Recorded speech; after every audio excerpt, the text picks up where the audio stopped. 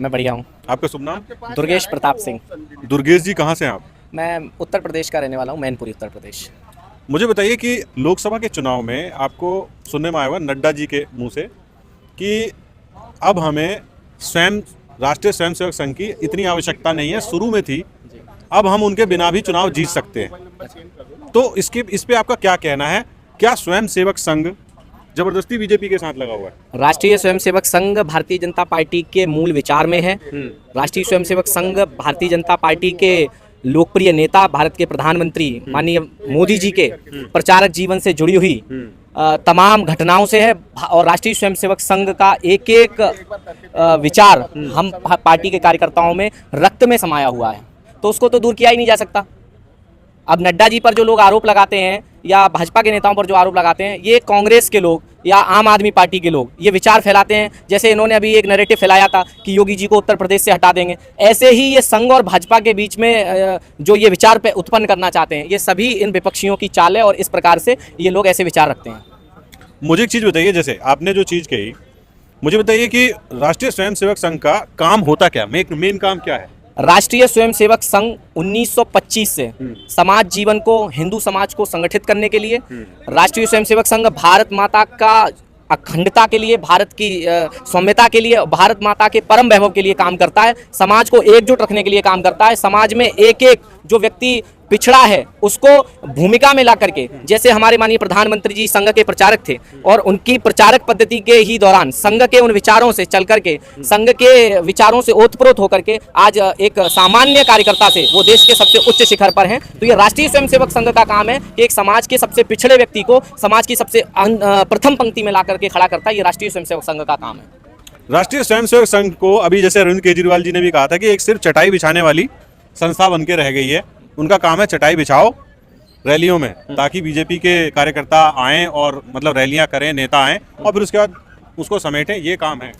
अगर ये काम अरविंद केजरीवाल जी आरोप लगाते हैं तो मैं अरविंद केजरीवाल जी से पूछना चाहता हूं, जब कोरोना का कालखंड चल रहा था और कोरोना के उस कालखंड में हजारों लोग, लाखों लोग लोगों से हेल्प की नजरिए से देख रहे थे, तो ये केजरीवाल जी तो कहीं नजर नहीं आए। लेकिन राष्ट्रीय स्वयंसेवक संघ का एक एक कार्यकर्ता कहीं ट्रेनों में, कहीं बसों में भोजन के पैकेट बांटने का काम कर रहा था। राष्ट्रीय स्वयंसेवक संघ का कार्यकर्ता हॉस्पिटलों में जा करके जो अस्वस्थ लोग थे, मरीज थे, उनकी सेवा में लगा हुआ था। ये काम तो हम 1925 से कर रहे हैं। लेकिन केजरीवाल को ये पूछना चाहिए, जो फ्री की रेवड़ियां बांट करके दिल्ली के गड्ढों को नहीं भरा, दिल्ली आज लंदन की सड़कें बनाने का जो दावा करते थे, आज पूरी दिल्ली एक झील बन करके रह गई है। बारिश हो जाती है तो लोगों का दम घुट करके मृत्यु हो जाती है। जो अपनी स्वयं की कुर्सी नहीं बचा पाए, जो कह रहे थे मैं जेल में रहूंगा, जेल से सरकार चलाऊंगा, वो राष्ट्रीय स्वयंसेवक संघ पर प्रश्न खड़ा करते हैं। मुझे तो ऐसा लगता है कि अरविंद केजरीवाल जी को अपनी पार्टी पर विचार करना चाहिए, जो वन पर्सन पार्टी चलाते हैं, वन पर्सन पॉलिटिक्स चलाते हैं। मैं मेरी पार्टी का मालिक, मैं दिल्ली का मालिक, ये जो मालिक का भाव है ये अरविंद केजरीवाल जी का भाव है। और राष्ट्रीय स्वयंसेवक संघ का जो भाव है वो सेवा का भाव है, समर्पण का भाव है।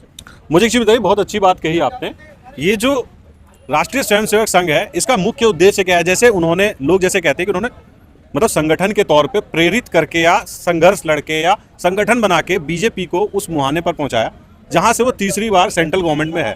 उसका मुख्य उद्देश्य क्या है? जैसे कि कई लोग कहते हैं कि हिंदू राष्ट्र बनाना उनका मुख्य उद्देश्य है, या फिर जिस तरीके से इस्लामिक देश दो बने, एक बांग्लादेश और एक पाकिस्तान, उसी तरीके से जब धर्म के नाम पे जमीन का बंटवारा हुआ, देश का बंटवारा हुआ, तो क्यों नहीं हमारा देश एक हिंदू राष्ट्र बना और बनना चाहिए? ये मुख्य उद्देश्य है आरएसएस का, ऐसा बोलते हैं लोग। ये पूरा हिंदुस्तान सनातनियों का देश है।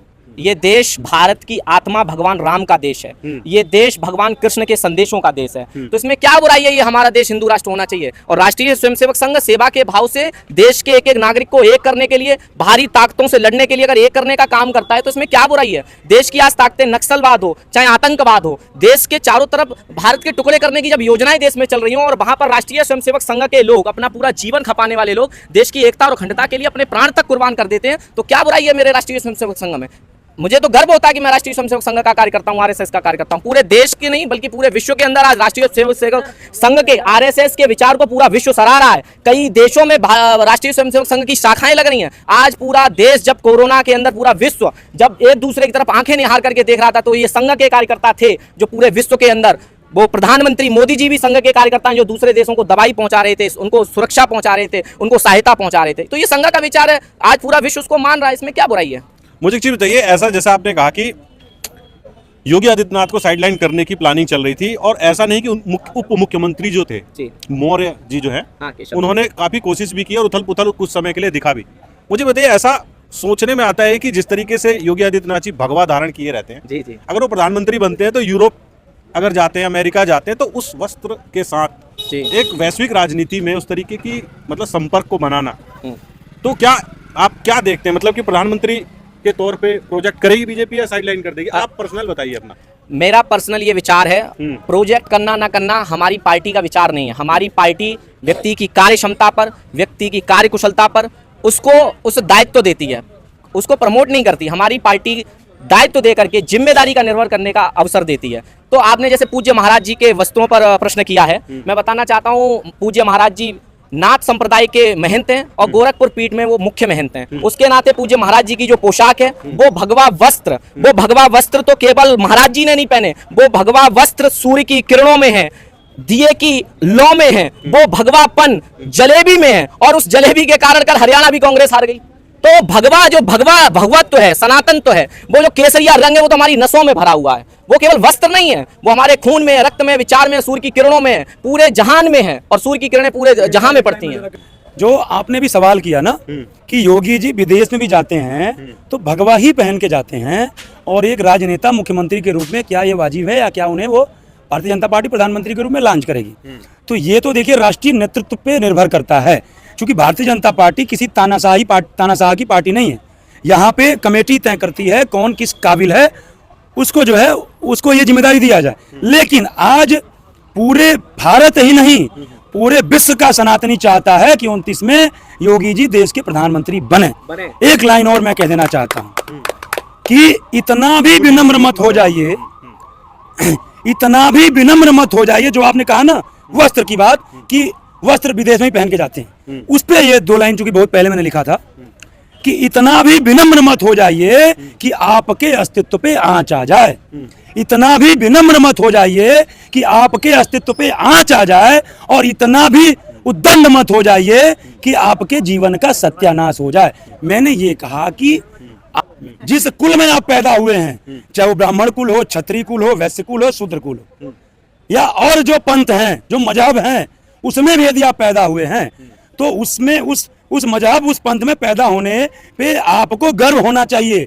आपको यदि आप उसको राजनीतिक स्वार्थ के लिए, व्यक्तिगत स्वार्थ के लिए छुपा रहे हैं तो आप जीवन में एक्चुअल सफलता नहीं पा सकते हैं। तो योगी जी चूंकि अब वो सन्यासी हैं, पहले वो एक गृहस्थ जीवन में थे, अब जब वो सन्यासी बन गए तो उनका एक जो कहते हैं ना कि वही उनका कुल हो गया। क्योंकि प्रधानमंत्री वही बनेंगे। मैं आपको बता रहा हूं कि यदि भारत को हिंदू राष्ट्र बनाना है तो 2029 में योगी जी को प्रधानमंत्री बनाना है, अदरवाइज सनातन राष्ट्र की परिकल्पना अधूरी रह जाएगी। तो मैंने वही कहा कि आप, अब जैसे राहुल गांधी क्या है, मैं दत्तात्रेय गोत्र का ब्राह्मण हूं। कैसे ब्राह्मण हो भैया?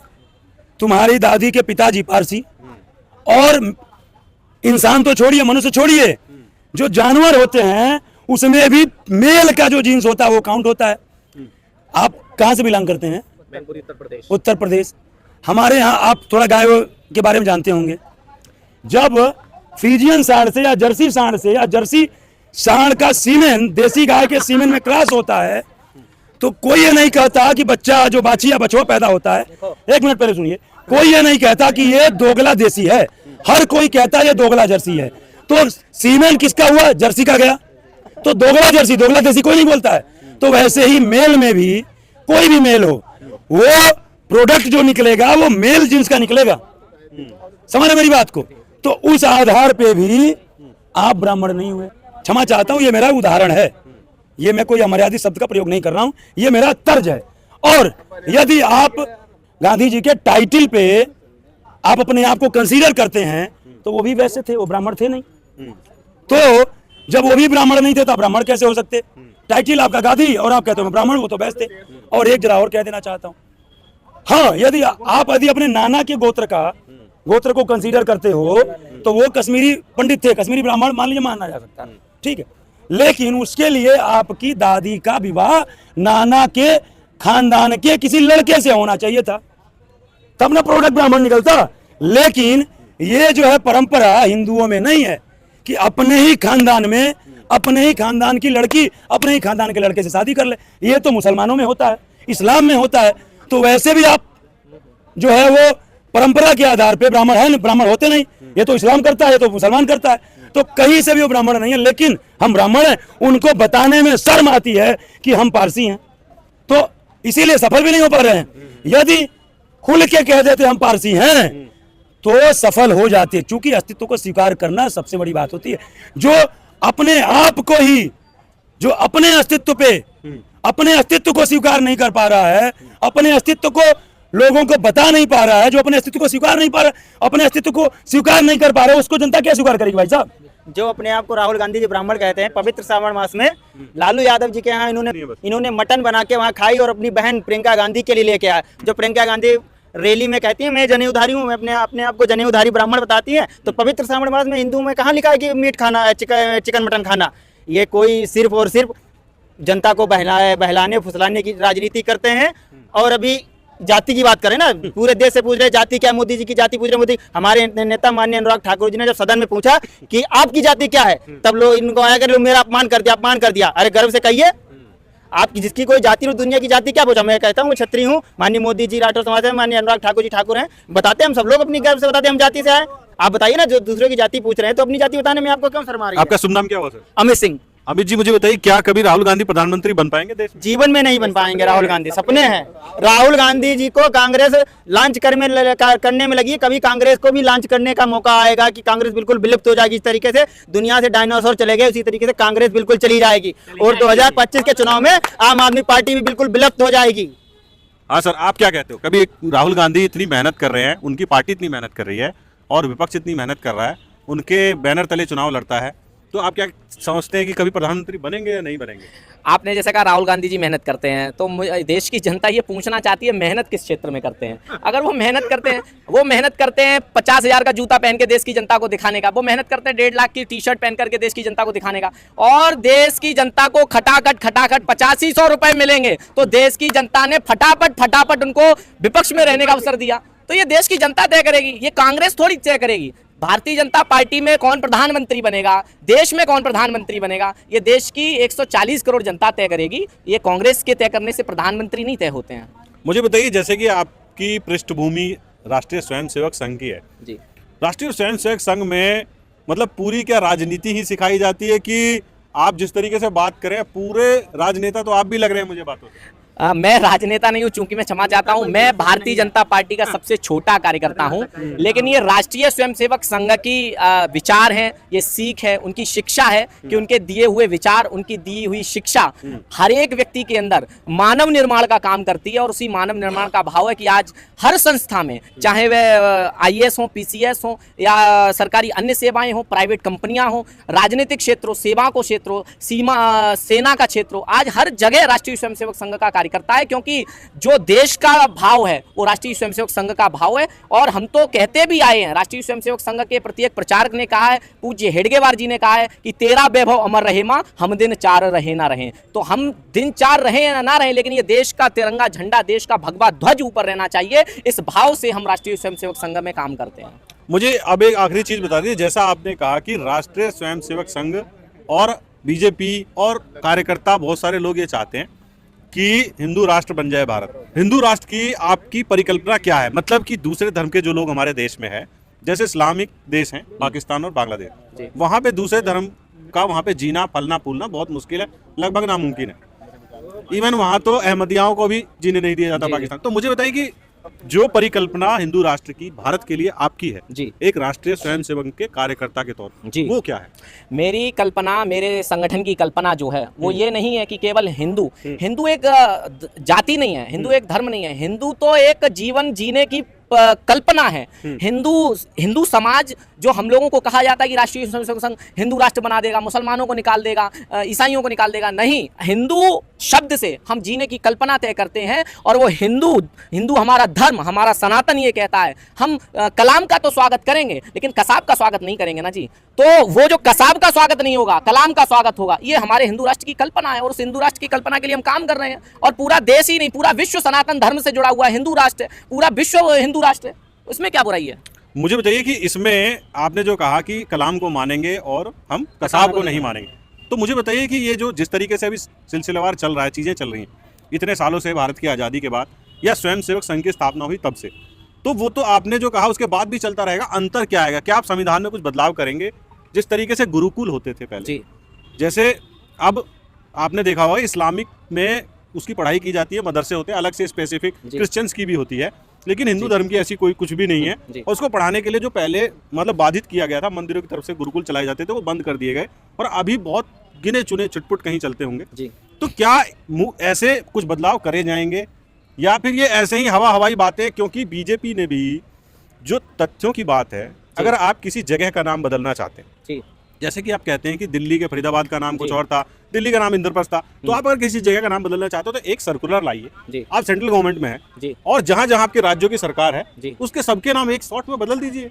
ये राजनीति किस चीज की? आज उसका नाम बदल दिया, 2 साल बाद उसका नाम बदल दिया, ये तो दिखाने वाली बात नहीं होगी। ये दिखाने वाली बात नहीं है। दिखाने वाले काम तो कांग्रेस के लोगों ने किया, एक बार नहीं, न जाने कितनी बार संविधान की हत्या की गई। संविधान की हत्या करके देश में आपातकाल तक लगाया गया, वो काला दिवस के रूप में भी आज पूरा देश जानता है। इंदिरा गांधी जी ने कई बार संविधान की हत्या की। आज जो लोग ये कहते हैं, ये संघ के लोग, भाजपा के लोग संविधान बदल देंगे, तो ये माननीय मोदी जी ने करके दिखाया कि 35% और 40% आज पिछड़े समाज को हमने अग्रिम पंक्ति में ला करके आरक्षण देकर उनको आगे लाने का काम किया। कांग्रेस बताए ना, अगर हम धारा 370 हटा करके कश्मीर को एक स्वतंत्रता प्रदान करते हैं और आज कश्मीर के नौजवानों ने, जम्मू के नौजवानों ने वहां पर मतदान करके भी ये दिखाया, पूरा मतदान निकल गया। भारतीय जनता पार्टी की सरकार में एक पत्थरबाज की ये हिम्मत नहीं हुई, एक नक्सली की ये हिम्मत नहीं हुई कि वहां पर पत्थर फेंक करके दिखाए। पत्थर तो छोड़िए साहब, एक कलम तक फेंकने की हिम्मत नहीं कर पाए। आज ये भारतीय जनता पार्टी की सरकार है। ये लोग कहते हैं हम संविधान बदल देंगे। संविधान किसने बदला? आज ये देश का चैनल आप स्वयं जानते हैं, पूरी देश की जनता जानती है और इसीलिए ये गली गली संविधान लेकर के घूम रहे थे। अगर संविधान के एक पन्ने को भी पढ़ा होता, संविधान की पृष्ठभूमि का पहला पन्ना भी पढ़ा होता, तो राम जी के दरबार के दर्शन हुए होते और राम राज्य के कल्पना से आज कांग्रेस भी कुछ उनसे शिक्षा ले लेती, तो 99 में से 150 सीटें आ जाती है, मजबूत विपक्ष हो जाता है। इसलिए कांग्रेस को नकार दिया देश की जनता ने। तो मतलब हिंदू राष्ट्र बनेगा पक्का? हिंदू राष्ट्र बनेगा क्या? हिंदू राष्ट्र तो है जी। भारत के अंदर अगर एक भी हिंदू जिंदा है तो ये भारत हिंदू राष्ट्र है हिंदू राष्ट्र। जब तक एक भी हिंदू जिंदा है रहेगा। तो मतलब खदेड़ के जैसे जैसे भगा दिया जाएगा तो हिंदू राष्ट्र धीरे धीरे खत्म हो जाएगा। खदेड़ के भगाया नहीं जाएगा, लेकिन भारत की रेलों के अंदर अगर कोई पत्थर रखने का काम, सिलेंडर रखने का काम, भारत की सीमाओं को कोई रोकने का काम, भारत के जवानों को कोई अगर शहादत देने का काम करेगा, भारत की सेना को गाली देगा, भारत को तोड़ने की साजिश करेगा, तो उनको खदेड़ने का नहीं, उनको पीट करके उनको पहुंचा देंगे 72 हूरों के पास, 72 हूरों के पास तक पहुंचाने का काम करेंगे। एक जो प्रश्न था, मैं बिल्कुल एक चीज मुझे ले लेना है।